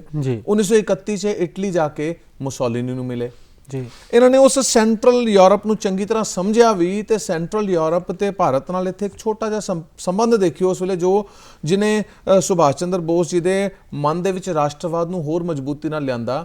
ਅਸੀਂ ਉਸ ਸਮੇਂ ਦੇਖਦੇ ਹਾਂ, ਚਾਹੇ ਉਹਦੀ ਆਲੋਚਨਾ ਵੀ ਕੀਤੀ ਜਾਂਦੀ ਹੈ ਕਿ ਹਿਟਲਰ ਤਾਨਾਸ਼ਾਹ ਸੀ, ਮੁਸੋਲਿਨੀ ਤਾਨਾਸ਼ਾਹ ਸੀ, ਪਰ ਉੱਥੋਂ ਦੇ ਲੋਕਾਂ ਦੇ ਮਨ ਦੇ ਵਿੱਚ ਉਹਨਾਂ ਤਾਨਾਸ਼ਾਹਾਂ ਦੀ ਜਿਹੜੀ ਰਾਸ਼ਟਰਵਾਦ ਦੀ ਭਾਵਨਾ ਸੀ ਉਹ ਬੜੀ ਮਜ਼ਬੂਤ ਸੀ ਲੋਕਾਂ ਦੀ, ਉਹਨਾਂ ਨੂੰ ਉਸ ਸਮੇਂ ਲੈ ਕੇ। ਇਸ ਲਈ ਉਸੇ ਰਾਸ਼ਟਰਵਾਦੀ ਵਿਚਾਰਧਾਰਾ ਦੇ ਨਾਲ ਪ੍ਰੇਰਿਤ ਸੁਭਾਸ਼ ਚੰਦਰ ਬੋਸ ਵੀ ਸੀਗੇ ਭਾਰਤ ਦੀ ਰਾਸ਼ਟਰਵਾਦੀ ਵਿਚਾਰਧਾਰਾ ਨਾਲ। ਇਸ ਲਈ ਮੁਸੋਲਿਨੀ ਨੂੰ 1931 ਦੇ ਵਿੱਚ ਮਿਲੇ ਆਸਟਰੀਆ ਜਾ ਕੇ। ਇੱਦਾਂ ਹੀ ਇਹਨਾਂ ਨੇ ਆਇਰਲੈਂਡ ਦੇ ਪ੍ਰਧਾਨ ਮੰਤਰੀ ਦੇ ਨਾਲ ਵੀ ਮੁਲਾਕਾਤ ਕੀਤੀ। ਉੱਥੇ ਆਇਰਲੈਂਡ ਦੇ ਵਿੱਚ ਇਹਨਾਂ ਨੂੰ ਪਤਾ ਚੱਲਿਆ ਕਿ ਸੁਭਾਸ਼ ਚੰਦਰ ਬੋਸ ਜੀ ਦੀ ਧਰਮ ਪਤਨੀ, ਉਹਨਾਂ ਦੀ ਜਵਾਹਰ ਲਾਲ ਨਹਿਰੂ ਜੀ ਦੀ ਧਰਮ ਪਤਨੀ ਕਮਲਾ ਨਹਿਰੂ ਦਾ ਆਸਟਰੀਆ ਦੇ ਵਿੱਚ ਦੇਹਾਂਤ ਹੋ ਗਿਆ। ਇਹ ਆਸਟਰੀਆ ਗਏ, ਜਵਾਹਰ ਲਾਲ ਨਹਿਰੂ ਉਹਨਾਂ ਨੂੰ ਮਿਲੇ, ਉਹਨਾਂ ਨਾਲ ਸਾਂਤਵਨਾ ਪ੍ਰਗਟ ਕੀਤੀ ਤੇ ਨਾਲ ਹੀ ਨਾਲ ਆਸਟਰੀਆ ਦੇ ਵਿੱਚ ਵੀ ਜਿਹੜੇ ਰਾਸ਼ਟਰਵਾਦੀ ਲੋਕ ਸੀ ਉਹਨਾਂ ਨੂੰ ਵੀ ਮਿਲੇ ਜੀ। ਉੱਥੇ ਇਹਨਾਂ ਨੂੰ 1934 ਵਿੱਚ ਇਹਨਾਂ ਨੂੰ ਪਤਾ ਚੱਲਿਆ ਕਿ ਇਹਨਾਂ ਦੇ ਪਿਤਾ ਜੀ ਦੀ ਸਿਹਤ ਠੀਕ ਨਹੀਂ ਹੈ, ਉਹਨਾਂ ਦੀ ਤਬੀਅਤ ਕਾਫੀ ਖਰਾਬ ਹੈ। 1934 ਚ ਜੀ। ਤੇ ਇਹ 1934 ਚ ਵਾਪਸ ਕਲਕੱਤਾ ਆਉਣ ਲੱਗੇ। ਭਾਰਤ ਜਦੋਂ ਆ ਰਹੇ ਸੀ 1934 ਵਿੱਚ, ਤਾਂ ਇਹਨਾਂ ਨੂੰ ਕਰਾਚੀ ਜਦੋਂ ਪਹੁੰਚੇ ਤਾਂ ਇਹਨਾਂ ਨੂੰ ਉੱਥੇ ਪਤਾ ਚੱਲਿਆ ਕਿ ਇਹਨਾਂ ਦੇ ਪਿਤਾ ਜੀ ਦਾ ਦੇਹਾਂਤ ਹੋ ਗਿਆ। ਫਿਰ ਇਹ ਕਲਕੱਤਾ ਗਏ। ਜੋ ਇਹਨਾਂ ਦੀਆਂ ਪਰਿਵਾਰ ਦੇ ਵਿੱਚ ਇੱਕ ਜ਼ਿੰਮੇਵਾਰੀਆਂ ਬਣਦੀਆਂ ਸੀ, ਜੋ ਰਸਮਾਂ ਰੀਤਾਂ ਬਣਦੀਆਂ ਸੀ, ਉਹ ਸਾਰੀਆਂ ਇਹਨਾਂ ਨੇ ਆਪਣੇ ਪਿਤਾ ਜੀ ਦੇ ਨਾਲ ਸੰਬੰਧਿਤ ਉਹ ਸਾਰੀਆਂ ਪੂਰੀਆਂ ਕੀਤੀਆਂ। ਇੱਥੋਂ ਦੁਬਾਰਾ ਤੋਂ ਬ੍ਰਿਟਿਸ਼ ਸਰਕਾਰ ਵੱਲੋਂ ਇਹਨਾਂ ਨੂੰ ਕਲਕੱਤਾ ਦੇ ਵਿੱਚ ਅਰੈਸਟ ਕਰ ਲਿਆ ਗਿਆ ਤੇ ਫਿਰ ਕੰਪੈਲ ਕੀਤਾ ਗਿਆ ਕਿ ਤੁਸੀਂ ਭਾਰਤ ਤੋਂ ਬਾਹਰ ਜਾਓ। ਪਰ ਇਹ ਉੱਥੇ ਪਿਤਾ ਦੇ ਦੇਹਾਂਤ ਤੋਂ ਬਾਅਦ ਵੀ ਇਹਨਾਂ ਨੇ ਉਹ ਜਿਹੜੇ ਇਹਨਾਂ ਦੇ ਮਨ ਦੇ ਵਿੱਚ ਰਾਸ਼ਟਰਵਾਦ ਦੀ ਭਾਵਨਾ ਸੀ ਕਿ ਮੈਂ ਦੇਸ਼ ਸੇਵਾ ਦੇ ਜ਼ਿੰਮੇ ਤੇ ਹਾਂ, ਮੇਰੀ ਇੱਕੋ ਰਿਸਪੌਂਸਿਬਿਲਿਟੀ ਹੈ ਭਾਰਤ ਨੂੰ ਆਜ਼ਾਦੀ ਪ੍ਰਦਾਨ ਕਰਵਾਉਣਾ। ਇਸ ਲਈ ਇੱਕ ਪਾਸੇ ਪਿਤਾ ਦੀ ਮੌਤ ਦਾ ਦੁੱਖ ਹੈ, ਦੂਜੇ ਪਾਸੇ ਇੱਕ ਵੱਡੀ ਜ਼ਿੰਮੇਵਾਰੀ ਸਿਰ ਦੇ ਉੱਤੇ ਹੈ ਕਿ ਮੈਂ ਭਾਰਤ ਦੀ ਆਜ਼ਾਦੀ ਦੇ ਵਿੱਚ ਆਪਣੀ ਭੂਮਿਕਾ, ਆਪਣੀ ਆਹੂਤੀ ਦੇਣੀ ਹੈ। ਉਸ ਵਿਚਾਰ ਨੇ ਦੁਬਾਰਾ ਤੋਂ ਸੁਭਾਸ਼ ਚੰਦਰ ਬੋਸ ਨੂੰ ਉਸੇ ਰਾਸ਼ਟਰਵਾਦ ਨਾਲ ਜੋੜ ਦਿੱਤਾ ਜੀ, ਉਸੇ ਸੁਤੰਤਰਤਾ ਅੰਦੋਲਨ ਚ ਲੈ ਆਂਦਾ। ਮਤਲਬ ਜੇ ਸਾਡਾ ਪੇਸ਼ਾ ਹੀ ਦੇਸ਼ ਭਗਤੀ ਹੋਵੇ ਤਾਂ ਜ਼ਿੰਦਗੀ ਦੇ ਵਿੱਚ ਕੋਈ ਵੀ ਔਕੜ ਆ ਜਾਏ, ਕੋਈ ਵੀ ਰੁਕਾਵਟ ਆ ਜਾਏ, ਅਸੀਂ ਉਹਦਾ ਸਾਹਮਣਾ ਕਰ ਸਕਦੇ ਹਾਂ। ਉਹਨੂੰ ਦਰਕਿਨਾਰ ਕਰਕੇ ਅਸੀਂ ਦੇਸ਼ ਭਗਤੀ ਪਹਿਲਾਂ ਦੇਖਦੇ ਹਾਂ ਜੀ। ਬਿਲਕੁਲ। ਔਰ ਤੁਸੀਂ ਦੇਖੋ ਕਿ ਜਦੋਂ ਅਸੀਂ 1938 ਤੋਂ ਜਾਂ 36 ਤੋਂ ਬਾਅਦ ਦੀਆਂ ਗੱਲਾਂ ਕਰਨੀਆਂ ਸ਼ੁਰੂ ਕੀਤੀਆਂ ਨਾ, ਉਹਦੇ ਵਿੱਚ ਭਾਵੁਕਤਾ ਜ਼ਿਆਦਾ ਨਜ਼ਰ ਆਈ, ਕਿਉਂਕਿ ਇਸ ਵੇਲੇ ਰਾਜਨੀਤੀਕਰਨ ਵੀ ਹੋ ਚੁੱਕਾ ਸੀ ਉਸ ਵੇਲੇ ਦੇ ਲੋਕਾਂ ਦਾ, ਤੇ ਫਾਰਵਰਡ ਬਲਾਕ ਪਾਰਟੀ ਜਿਹੜੀ ਹੈ ਉਹਦਾ ਗਠਨ ਵੀ ਹੋ ਗਿਆ। ਸੋ ਉਹ ਕਿਸ ਤਰ੍ਹਾਂ ਦਾ ਜਿਹੜਾ ਇੱਕ ਚਿੱਤਰਣ ਸੀਗਾ, ਕਿਸ ਤਰ੍ਹਾਂ ਦਾ ਮਾਹੌਲ ਸੀ ਜਿਹਦੇ ਵਿੱਚ ਉਹਨਾਂ ਨੇ ਆਪਣੇ ਆਪ ਨੂੰ ਉਭਾਰਿਆ ਇੱਕਦਮ ਜੀ। ਇਹ ਹੁਣ INC ਦੇ ਵਿੱਚ ਇੱਕ ਐਕਟਿਵ ਲੀਡਰ ਦੇ ਤੌਰ ਤੇ ਕੰਮ ਕਰਨ ਲੱਗੇ ਸੀ ਸੁਭਾਸ਼ ਚੰਦਰ ਬੋਸ ਜੀ। ਹਾਂਜੀ। 1938 ਈਸਵੀ ਦੇ ਵਿੱਚ ਸੁਭਾਸ਼ ਚੰਦਰ ਬੋਸ ਜੀ ਨੂੰ ਸਰਬਸੰਮਤੀ ਦੇ ਨਾਲ INC ਦਾ ਪ੍ਰੈਜ਼ੀਡੈਂਟ ਇਲੈਕਟ ਕਰ ਲਿਆ ਗਿਆ ਜੀ, ਤੇ ਇਹਨਾਂ ਨੂੰ ਪ੍ਰਧਾਨ ਦੇ ਤੌਰ ਤੇ INC 'ਚ ਕੰਮ ਕਰਨ ਦਾ ਮੌਕਾ ਮਿਲਿਆ। ਤੇ ਉਹ ਇੱਕ ਸਾਲ ਇਹਨਾਂ ਨੇ ਜਿਸ ਤਰ੍ਹਾਂ ਬਾਕੀ ਯੰਗਸਟਰ ਨੌਜਵਾਨ ਨੇਤਾ ਸੀਗੇ ਕਾਂਗਰਸ ਦੇ ਵਿੱਚ, ਜਿਨ੍ਹਾਂ ਵਿੱਚ ਨਹਿਰੂ ਜੀ ਵੀ ਸੀ, ਉਹਨਾਂ ਨੌਜਵਾਨ ਨੇਤਾਵਾਂ ਦੇ ਨਾਲ ਮਿਲ ਕੇ ਬਹੁਤ ਵਧੀਆ ਤਰ੍ਹਾਂ ਨਾਲ ਅੰਗਰੇਜ਼ਾਂ ਦੇ ਵਿਰੁੱਧ ਆਵਾਜ਼ ਚੁੱਕੀ ਕਿ ਕਿਸ ਤਰ੍ਹਾਂ ਅਸੀਂ ਭਾਰਤ ਨੂੰ ਆਜ਼ਾਦ ਕਰਵਾ ਸਕਦੇ ਹਾਂ। ਉਹ ਪੂਰਾ 1938 ਦਾ ਸਾਲ ਬਹੁਤ ਵਧੀਆ ਤਰ੍ਹਾਂ ਨਾਲ ਇਹਨਾਂ ਨੇ ਕੰਮ ਕੀਤਾ, ਪਰ ਕਿਤੇ ਅੰਸ਼ਿਕ ਵਿਚਾਰਿਕ ਮਤਭੇਦ ਆਈਐਨਸੀ 'ਚ ਦਿਖਣ ਲੱਗੇ, ਜਿਸ ਕਰਕੇ 1939 'ਚ ਪਹਿਲੀ ਵਾਰੀ ਆਈਐਨਸੀ ਦੇ ਵਿੱਚ ਪ੍ਰਧਾਨ ਦੇ ਲਈ ਇਲੈਕਸ਼ਨ ਹੋਇਆ ਅਗਲੇ ਸਾਲ। ਉਸ ਇਲੈਕਸ਼ਨ ਦੇ ਵਿੱਚ ਇੱਕ ਪਾਸੇ ਸੁਭਾਸ਼ ਚੰਦਰ ਬੋਸ ਜੀ ਨੇਤਾ ਕੈਂਡੀਡੇਟ ਸੀਗੇ, ਦੂਸਰੇ ਕੈਂਡੀਡੇਟ ਪਟਾਭੀ ਸੀਤਾਰਮਈਆ ਸੀਗੇ, ਤੇ ਉਸ ਇਲੈਕਸ਼ਨ ਨੂੰ ਵੀ ਸੁਭਾਸ਼ ਚੰਦਰ ਬੋਸ ਜੀ ਦਾ ਵਿਅਕਤਿਤਵ ਇੰਨਾ ਮਜ਼ਬੂਤ ਹੋ ਚੁੱਕਾ ਸੀ ਆਈਐਨਸੀ ਦੇ ਵਿੱਚ ਵੀ, ਜਾਂ ਭਾਰਤੀ ਰਾਸ਼ਟਰੀ ਅੰਦੋਲਨ ਦੇ ਵਿੱਚ ਇੱਕ ਮਹੱਤਵਪੂਰਨ ਵਿਅਕਤਿਤਵ ਦੇ ਤੌਰ ਤੇ ਉੱਭਰ ਕੇ ਸਾਹਮਣੇ ਆ ਚੁੱਕੇ ਸੀ ਸੁਭਾਸ਼ ਚੰਦਰ ਬੋਸ ਜੀ, ਕਿ ਇਹਨਾਂ ਨੇ 203 ਮਤਾਂ ਦੇ ਨਾਲ ਦੁਬਾਰਾ ਤੋਂ ਦੂਸਰੀ ਵਾਰੀ ਵੀ ਪ੍ਰਧਾਨ ਦੇ ਤੌਰ ਤੇ ਆਈਐਨਸੀ ਦੇ ਵਿੱਚ ਕੰਮ ਕਰਨਾ ਸ਼ੁਰੂ ਕਰ ਦਿੱਤਾ ਜੀ। ਪਰ ਕੁਝ ਸਮਾਂ ਬਾਅਦ ਇਹਨਾਂ ਨੇ ਮਹਿਸੂਸ ਕੀਤਾ ਕਿ ਆਈਐਨਸੀ ਦੇ ਬੈਨਰ ਦੇ ਹੇਠ ਇੱਕ ਗੱਲ ਸੋਚੀ ਜਾ ਰਹੀ ਹੈ ਕਿ ਫਸਟ ਵਰਲਡ ਵਾਰ ਸ਼ੁਰੂ ਹੋ ਗਈ ਹੈ, ਪਹਿਲਾ ਵਿਸ਼ਵ ਯੁੱਧ ਸ਼ੁਰੂ, ਦੂਜਾ ਸੈਕੰਡ ਵਰਲਡ ਵਾਰ, ਦੂਜਾ ਵਿਸ਼ਵ ਯੁੱਧ ਸ਼ੁਰੂ ਹੋ ਗਿਆ। ਇਸ ਦੂਸਰੇ ਵਿਸ਼ਵ ਯੁੱਧ ਦੇ ਵਿੱਚ ਇੱਕ ਭਾਰਤ ਦੇ ਵਿੱਚ ਆਮ ਵਿਚਾਰ ਇਹ ਦੇਖਣ ਨੂੰ ਵੀ ਮਿਲ ਰਿਹਾ ਹੈ ਕਿ ਇਸ ਵੇਲੇ ਇਹ ਡੈਮੋਕ੍ਰੇਸੀ ਵਰਸਸ ਡਿਕਟੇਟਰਸ਼ਿਪ ਦੀ ਲੜਾਈ ਹੈ। ਇੱਕ ਪਾਸੇ ਤਾਨਾਸ਼ਾਹੀ ਸ਼ਕਤੀਆਂ ਜਰਮਨੀ, ਇਟਲੀ ਤੇ ਜਾਪਾਨ, ਦੂਜੇ ਪਾਸੇ ਲੋਕਤੰਤਰੀ ਸ਼ਕਤੀਆਂ, ਇਸ ਲਈ ਇੰਗਲੈਂਡ ਲੋਕਤੰਤਰੀ ਸ਼ਕਤੀਆਂ ਦੇ ਹੱਕ 'ਚ ਲੜ ਰਿਹਾ ਹੈ, ਇਸ ਲਈ ਆਪਾਂ ਰਹਿਣ ਦਿੰਦੇ ਸੈਕੰਡ ਵਰਲਡ ਵਾਰ ਦੇ ਸਮੇਂ ਤੰਗ ਨਹੀਂ ਕਰਦੇ ਇੰਗਲੈਂਡ ਨੂੰ, ਬਾਅਦ ਦੇ ਵਿੱਚ ਕੋਈ ਆਜ਼ਾਦੀ ਮੰਗਾਂਗੇ। ਜਦਕਿ ਬੋਸ ਜੀ ਦਾ ਇਹ ਮੰਨਣਾ ਸੀ ਕਿ ਨਹੀਂ, ਇਹ ਉਚਿਤ ਮੌਕਾ ਹੈ ਇਸ ਵੇਲੇ, ਜੇ ਅਸੀਂ ਅੰਗਰੇਜ਼ਾਂ ਨੂੰ ਨੁਕਸਾਨ ਨਾ ਪਹੁੰਚਾਇਆ ਤੇ ਜਿਸ ਤਰ੍ਹਾਂ ਪਹਿਲੇ ਵਰਲਡ ਵਾਰ ਤੋਂ ਬਾਅਦ ਵੀ ਇਹਨਾਂ ਨੇ ਸਾਨੂੰ ਕੁਝ ਨਹੀਂ ਦਿੱਤਾ, ਦੂਜੇ ਤੋਂ ਬਾਅਦ ਵੀ ਸ਼ਾਇਦ ਸਾਨੂੰ ਨਜ਼ਰਅੰਦਾਜ਼ ਕਰ ਜਾਣ। ਇਸ ਲਈ ਉਹਨਾਂ ਦਾ ਇਹ ਮੰਨਣਾ ਸੀ ਕਿ ਸਾਨੂੰ ਇਹਨਾਂ ਦਾ ਨਿਸ਼ਚਿਤ ਰੂਪ 'ਚ ਅੰਗਰੇਜ਼ਾਂ ਨੂੰ ਇਸ ਵੇਲੇ ਮੌਕਾ ਦੇ ਕੇ ਵਿਰੋਧ ਇਹਨਾਂ ਦਾ ਕਰਨਾ ਚਾਹੀਦਾ, ਜਿਸ ਕਰਕੇ ਉਹਨਾਂ ਨੇ ਫਿਰ ਆਈਐਨਸੀ ਤੋਂ ਅਲੱਗ ਹੋ ਕੇ ਇੱਕ ਫਾਰਵਰਡ ਬਲਾਕ ਨਾਮ ਦੀ ਪਾਰਟੀ ਬਣਾਈ ਤੇ ਉਹਨਾਂ ਨੇ ਸੋਚਿਆ ਮੈਂ ਇਸ ਫਾਰਵਰਡ ਬਲਾਕ ਦੇ ਬੇਸਿਸ ਦੇ ਉੱਤੇ ਫਿਰ ਮੈਂ ਅੱਗੇ ਹੁਣ ਵਧਾਂਗਾ, ਹੁਣ ਭਾਰਤ ਨੂੰ ਅੱਗੇ ਆਜ਼ਾਦੀ ਪ੍ਰਦਾਨ ਕਰਨ ਦੇ ਲਈ ਆਪਣੀ ਨਿਸ਼ਚਿਤ ਭੂਮਿਕਾ ਅਦਾ ਕਰਾਂਗਾ। ਕੀ ਰੋਲ ਰਿਹਾ ਫਿਰ ਇਸ ਪਾਰਟੀ ਦਾ ਜੀ? ਫਾਰਵਰਡ ਬਲਾਕ ਨੇ ਨਿਸ਼ਚਿਤ ਰੂਪ ਦੇ ਵਿੱਚ ਬਹੁਤ ਵਧੀਆ ਕੰਮ ਕੀਤਾ। ਫਾਰਵਰਡ ਬਲਾਕ ਨੇ ਜਿਸ ਤਰ੍ਹਾਂ ਇਸ ਸਮੇਂ, ਕਿਉਂਕਿ ਜਦੋਂ ਬੋਸ ਜੀ ਨੇ, ਸੁਭਾਸ਼ ਚੰਦਰ ਬੋਸ ਨੇ ਵਿਰੋਧ ਕੀਤਾ ਵਾ ਕਿ ਅਸੀਂ ਇਸ ਵੇਲੇ ਅੰਗਰੇਜ਼ਾਂ ਦਾ ਵਿਰੋਧ ਕਰਾਂਗੇ, ਤਾਂ ਇੰਗਲੈਂਡ ਦੀ ਸਰਕਾਰ ਵੱਲੋਂ ਇਹਨਾਂ ਨੂੰ ਅਰੈਸਟ ਕਰ ਲਿਆ ਗਿਆ, ਇਹਨਾਂ ਨੂੰ ਕੈਦ ਕਰਕੇ ਜੇਲ੍ਹ ਦੇ ਵਿੱਚ ਭੇਜ ਦਿੱਤਾ ਗਿਆ। ਪਰ ਹੈਰਾਨੀ ਦੀ ਗੱਲ ਦੇਖੋ, ਫਾਰਵਰਡ ਬਲਾਕ ਨੇ ਦੁਬਾਰਾ ਤੋਂ, ਜਿਸ ਤਰ੍ਹਾਂ ਅਸੀਂ ਉਹ CR ਦਾਸ ਜੀ ਦੀ ਸਵਰਾਜ ਪਾਰਟੀ ਦੀ ਮੈਂ ਗੱਲ ਦੱਸੀ ਕਿ ਉਹਨਾਂ ਨੇ ਮਿਊਨਿਸਪੈਲਿਟੀ ਦਾ ਇਲੈਕਸ਼ਨ ਜਿੱਤਿਆ, ਇਹਨਾਂ ਨੇ ਵੀ ਮਿਊਨਿਸਪੈਲਿਟੀ ਦਾ ਇਲੈਕਸ਼ਨ ਲੜਿਆ। ਉਸ ਸਮੇਂ ਸੁਭਾਸ਼ ਚੰਦਰ ਬੋਸ ਜੀ ਜੇਲ੍ਹ ਦੇ ਵਿੱਚ ਸੀਗੇ, ਕੋਈ ਪ੍ਰਚਾਰ ਕਰਨ ਨਹੀਂ ਆ ਸਕੇ, ਕੋਈ ਬਾਹਰ ਨਹੀਂ ਪਹੁੰਚ ਸਕੇ, ਪਰ ਜੇਲ੍ਹ ਦੇ ਵਿੱਚ ਬੈਠੇ ਹੋਏ ਸੁਭਾਸ਼ ਚੰਦਰ ਬੋਸ ਜੀ ਇਸ ਫਾਰਵਰਡ ਬਲਾਕ ਦੇ ਨੇਤਾ ਦੇ ਤੌਰ ਤੇ ਮਿਊਨਿਸਪੈਲਿਟੀ ਦਾ ਇਲੈਕਸ਼ਨ ਜਿੱਤ ਗਏ। ਬੱਲੇ ਬੱਲੇ, ਤੁਸੀਂ ਦੇਖੋ ਇਹ ਹੁੰਦੀ ਸ਼ਖਸੀਅਤ ਦਾ ਪ੍ਰਭਾਵ ਜਿਹੜਾ ਦੂਜੇ ਉੱਤੇ। ਔਰ ਜਦੋਂ ਅਸੀਂ ਸੁਭਾਸ਼ ਚੰਦਰ ਬੋਸ ਹੋਰਾਂ ਦੀ ਗੱਲ ਕਰਦੇ ਹਾਂ, ਫਿਰ ਆਜ਼ਾਦ ਹਿੰਦ ਫੌਜ ਤੋਂ ਬਿਨਾਂ ਤਾਂ ਮੇਰਾ ਗੱਲ ਅਧੂਰੀ ਜੀ ਰਹਿ ਜੂਗੀ ਨਾ। ਤੇ ਰਾਸ਼ਟਰੀ ਅੰਦੋਲਨ ਦੇ ਵਿੱਚ ਆਜ਼ਾਦ ਹਿੰਦ ਫੌਜ ਦੀ ਬੜੀ ਵੱਡੀ ਭੂਮਿਕਾ ਹੈ। ਇਹਦਾ ਗਠਨ ਕਿਵੇਂ ਹੋਇਆ, ਕਿਸ ਤਰੀਕੇ ਨਾਲ ਬਣੀ, ਕੀ ਇਹਦਾ ਯੋਗਦਾਨ ਸੀ, ਇਹਦੇ ਬਾਰੇ ਵੀ ਜ਼ਰੂਰ ਜਾਣਕਾਰੀ ਦਿਓ ਜੀ। ਹੁਣ ਜਿਹੜੀ ਜਦੋਂ ਸੁਭਾਸ਼ ਚੰਦਰ ਬੋਸ ਨੇ ਫਾਰਵਰਡ ਬਲਾਕ ਬਣਾ ਲਿਆ, ਇਹਦੇ ਨਾਲ ਕੰਮ ਕਰ ਰਿਹਾ ਹੈ, ਇਹਦੇ ਅੰਡਰ ਕੰਮ ਕਰ ਰਿਹਾ ਹੈ ਜੀ, ਤੇ ਉਸ ਸਮੇਂ ਇਹਨਾਂ ਨੂੰ ਦੁਬਾਰਾ ਅਰੈਸਟ ਕੀਤਾ ਗਿਆ। ਇਹਨਾਂ ਨੂੰ ਇਹਨਾਂ ਦੇ ਘਰ ਦੇ ਵਿੱਚ ਹੀ ਹੋਮ ਇੰਪ੍ਰਿਜ਼ਨਮੈਂਟ ਦੇ ਲਈ ਘਰ ਦੇ ਵਿੱਚ ਨਜ਼ਰਬੰਦ ਕਰਕੇ ਰੱਖ ਲਿਆ ਗਿਆ। ਇੰਨੀਆਂ ਗ੍ਰਿਫਤਾਰੀਆਂ ਜੀ। ਉੱਥੋਂ ਇਹਨਾਂ ਨੇ ਇੱਕ ਦਿਨ ਆਪਣੇ ਭਰਾ ਸ਼ਰਤ ਚੰਦਰ ਬੋਸ ਦੀ ਮਦਦ ਦੇ ਨਾਲ ਇਹਨਾਂ ਨੇ ਇੱਕ ਅਫਗਾਨੀ ਪਠਾਨ ਦਾ ਵੇਸ਼ ਧਾਰਨ ਕੀਤਾ ਤੇ ਚਕਮਾ ਦੇ ਕੇ, ਬ੍ਰਿਟਿਸ਼ ਪੁਲਿਸ ਨੂੰ ਚਕਮਾ ਦੇ ਕੇ ਕਲਕੱਤਾ ਤੋਂ ਪੇਸ਼ਾਵਰ ਪਹੁੰਚ ਗਏ। ਅੱਛਾ ਜੀ। ਪੇਸ਼ਾਵਰ ਤੋਂ ਅੱਗੇ ਇਹਨਾਂ ਦੀ ਕੋਸ਼ਿਸ਼ ਸੀ ਕਿ ਮੈਂ ਕਿਸੇ ਤਰ੍ਹਾਂ ਮਾਸਕੋ ਚਲਾ ਜਾਵਾਂ, ਕਿ ਉਹ ਮਾਸਕੋ ਪਹੁੰਚ ਜਾਵਾਂ ਜੀ। ਮਾਸਕੋ ਨਹੀਂ ਜਾ ਪਾਏ, ਇਹ ਜਰਮਨੀ ਪਹੁੰਚੇ ਜੀ। ਇਹ ਵੀ ਮੰਨਿਆ ਜਾਂਦਾ ਹੈ ਕਿ ਜਰਮਨੀ ਦੇ ਵਿੱਚ ਸੁਭਾਸ਼ ਚੰਦਰ ਬੋਸ ਉਹਨਾਂ ਦੀ ਮੁਲਾਕਾਤ ਹਿਟਲਰ ਦੇ ਨਾਲ ਹੋਈ। ਤੇ ਇੱਕ ਵਿਚਾਰ ਇਹ ਵੀ ਕਹਿੰਦੇ ਆ ਕਿ ਹਿਟਲਰ ਨੇ, ਕਿਉਂਕਿ ਉਹ ਹਿਟਲਰ ਨੇ ਜਿਹੜੀ ਆਪਣੀ ਆਤਮ ਕਥਾ ਲਿਖੀ ਹੈ ਮੇਨ ਕੈਂਪ ਮਾਈ ਸਟਰਗਲ, ਹਿਟਲਰ ਨੇ ਉਹਦੇ ਵਿੱਚ ਸ਼ਾਇਦ ਭਾਰਤੀਆਂ ਬਾਰੇ ਜ਼ਿਆਦਾ ਚੰਗਾ, ਉਹ ਇਹ ਕਿਹਾ ਗਿਆ ਕਿ ਭਾਰਤੀਆਂ ਬਾਰੇ ਜ਼ਿਆਦਾ ਚੰਗਾ ਨਹੀਂ ਲਿਖਿਆ, ਤੇ ਸ਼ਾਇਦ ਸੁਭਾਸ਼ ਚੰਦਰ ਬੋਸ ਜੀ ਨੇ ਹਿਟਲਰ ਨਾਲ ਇਸ ਮੁੱਦੇ ਤੇ ਗੱਲ ਵੀ ਕੀਤੀ ਜੀ। ਤੇ ਉਹਦੇ ਵਿੱਚ ਹਿਟਲਰ ਨੇ ਮੰਨਿਆ ਕਿ ਠੀਕ ਹੈ, ਨਿਸ਼ਚਿਤ ਰੂਪ ਜਿਹੜਾ ਮੈਂ ਅਗਲਾ ਐਡੀਸ਼ਨ ਨਿਕਾਲਾਂਗਾ ਇਹਦਾ, ਉਹਦੇ ਵਿੱਚੋਂ ਮੈਂ ਅਗਲੇ ਐਡੀਸ਼ਨ ਦੇ ਵਿੱਚ ਇਹ ਚੀਜ਼ ਜਿਹੜੀ ਭਾਰਤੀਆਂ ਦੇ ਵਿਰੁੱਧ ਮੈਂ ਲਿਖੀ ਉਹਨੂੰ ਕੱਢ ਦਿਆਂਗਾ। ਮਤਲਬ ਇੰਨਾ ਗਟਸ ਹੈ ਉਹਨਾਂ ਦੇ ਵਿੱਚ ਕਿ ਉਹ ਹਿਟਲਰ ਵਰਗਾ ਨੇਤਾ ਜਿਹੜਾ ਉਸ ਵੇਲੇ ਵਰਲਡ ਵਾਰ ਦੇ ਵਿੱਚ, ਉਹ ਵੀ ਪ੍ਰਭਾਵਿਤ ਹੋਇਆ ਇਹਨਾਂ ਦੀ ਗੱਲ ਤੋਂ। ਉੱਥੇ ਜਿਹੜੀ ਆਜ਼ਾਦ ਹਿੰਦ ਫੌਜ ਹੈ, ਇਹਦੀ ਵੈਸੇ ਜਿਹੜੀ ਇਹਦਾ ਗਠਨ ਕਰਨ ਦੀ ਸ਼ੁਰੂਆਤ ਹੈ ਉਹ ਸ਼ਿਸ਼ਿਰ ਚੰਦ ਬੋਸ ਵੱਲੋਂ, ਉਹਨਾਂ ਵੱਲੋਂ, ਰਾਸ ਬਿਹਾਰੀ ਬੋਸ ਵੱਲੋਂ ਕੀਤੀ ਗਈ ਸੀ ਜੀ। ਜਦੋਂ ਸੁਭਾਸ਼ ਜੀ ਜਰਮਨੀ ਪਹੁੰਚੇ ਤਾਂ ਬੋਸ ਹੁਣੀ ਇਹਨਾਂ ਨੂੰ, ਰਾਸ ਬਿਹਾਰੀ ਬੋਸ ਇਹਨਾਂ ਨੂੰ ਮਿਲੇ। ਰਾਸ ਬਿਹਾਰੀ ਬੋਸ ਨੇ ਇੰਡੀਅਨ ਨੈਸ਼ਨਲ ਜਿਹੜੀ ਆਰਮੀ ਹੈ, ਆਜ਼ਾਦ ਹਿੰਦ ਫੌਜ ਹੈ, ਉਹਦੀ ਕਮਾਨ ਸੁਭਾਸ਼ ਚੰਦਰ ਬੋਸ ਜੀ ਨੂੰ ਦੇ ਦਿੱਤੀ ਜੀ। ਇੱਥੇ ਉਹ ਪਹਿਲੇ ਵਾਲੀ ਗੱਲ ਦੁਬਾਰਾ ਕਿ ਜੋ ਜਜ਼ਬਾ ਸੀ ਇਹਨਾਂ ਦੇ ਅੰਦਰ ਕਿ ਮੈਂ ਸੈਨਾ ਦੇ ਵਿੱਚ ਭਰਤੀ ਹੋਣਾ ਚਾਹੁੰਦਾ, ਹੁਣ ਉਹ ਇੱਕ ਇੰਡੀਅਨ ਨੈਸ਼ਨਲ ਆਰਮੀ ਜਿਹੜੀ ਆਜ਼ਾਦ ਹਿੰਦ ਫੌਜ ਹੈ ਉਹ ਸੁਭਾਸ਼ ਚੰਦਰ ਬੋਸ ਜੀ ਨੂੰ ਮਿਲ ਗਈ। ਰਾਖ ਹੇਠਾਂ ਦੱਬੀ ਹੋਈ ਚੰਗਿਆੜੀ ਅੱਗ ਬਣੀ ਹੈਗੀ। ਬਿਲਕੁਲ, ਇਹਨਾਂ ਨੂੰ ਦੁਬਾਰਾ ਤੋਂ ਉਹ ਕੰਮ ਜਿਹੜੇ ਇਹਨਾਂ ਦੇ ਮਨ 'ਚ ਇੱਛਾ ਸੀ ਇੱਕ ਸੈਨਿਕ ਦੇ ਤੌਰ ਤੇ, ਇੱਕ ਸੈਨਾਪਤੀ ਦੇ ਤੌਰ ਤੇ ਕੰਮ ਕਰਨ ਦੀ, ਉਹ ਇਹਨਾਂ ਨੂੰ ਪ੍ਰਾਪਤ ਹੋ ਗਈ। ਹੁਣ ਇਸ ਆਜ਼ਾਦ ਹਿੰਦ ਫੌਜ ਦੀ ਅਗਵਾਈ ਜਦੋਂ ਇਹਨਾਂ ਦੇ ਹੱਥ ਦੇ ਵਿੱਚ ਆਈ, ਇਹਨਾਂ ਨੇ ਜਿਹੜਾ ਆਪਣਾ ਇੱਕ ਰੇਡੀਓ ਸਟੇਸ਼ਨ ਸ਼ੁਰੂ ਕੀਤਾ। ਉਸ ਰੇਡੀਓ ਸਟੇਸ਼ਨ ਤੋਂ ਟੈਲੀਕਾਸਟ ਕੀਤਾ ਜਾਣ ਲੱਗਾ, ਜਿਹੜਾ ਜਿਨੇ, ਚਾਹੇ ਉਹ ਜਾਪਾਨ ਹੈ, ਚਾਹੇ ਉਹ ਜਰਮਨੀ ਹੈ, ਇਹਨਾਂ ਅਲੱਗ-ਅਲੱਗ ਦੇਸ਼ਾਂ ਦੇ ਵਿੱਚ ਟੈਲੀਕਾਸਟ ਕੀਤਾ ਜਾਣ ਲੱਗਾ ਸੁਭਾਸ਼ ਚੰਦਰ ਬੋਸ ਜੀ ਦਾ ਜਿਹੜਾ ਸੰਦੇਸ਼ ਹੈ, ਜਿਹਦੇ ਵਿੱਚ ਇਹ ਕਿਹਾ ਗਿਆ ਕਿ ਜਿਹੜੇ ਵੀ ਭਾਰਤੀ ਲੋਕ ਇੱਥੇ ਰਹਿੰਦੇ ਆ, ਜਿਹੜੇ ਭਾਰਤ ਦੇ ਆਜ਼ਾਦੀ ਅੰਦੋਲਨ 'ਚ ਹਿੱਸਾ ਲੈਣਾ ਚਾਹੁੰਦੇ ਆ, ਉਹ ਇਸ ਆਜ਼ਾਦ ਹਿੰਦ ਫੌਜ ਦਾ ਹਿੱਸਾ ਬਣਨ।